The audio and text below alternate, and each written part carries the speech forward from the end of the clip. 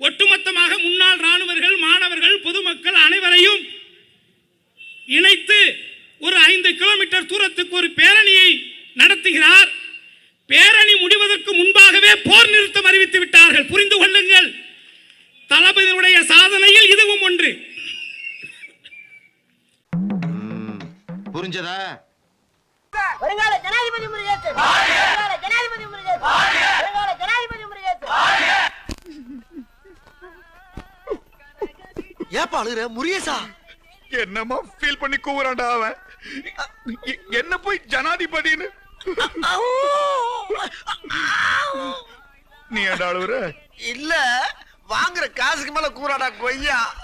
நான் சார்ந்த என்னுடைய சமுதாயத்தினுடைய எதிர்கால இளைஞர்களுடைய எதிர்காலத்திற்கான தொலைநோக்கு சிந்தனையோடு நீண்டகால கோரிக்கைகளாக இருக்கக்கூடிய விஷயங்களை ஒரு நாளைக்கு சரக்குக்கே 1 லட்சம் ரூபாய் செலவு பண்ணிட்டு இருக்கோம்.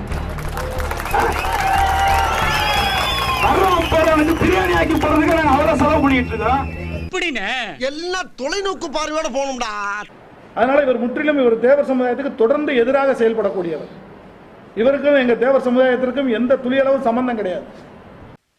நீ ஒரு டுபாக்கூரு, உன்னை நம்பாதேன்னு இவங்கிட்ட எத்தனை தடவை சொன்னேன். இவன் தான் என் பேச்ச கேட்காம உங்ககிட்ட தான் ஜோசியம் பார்க்கணும்னு சொன்னான். அதனாலதான் உன்னை டெஸ்ட் பண்ணேன். உங்க வீட்டு பிள்ளையா நினைச்சு எல்லாரும் என்னை மன்னிச்சிருக்க.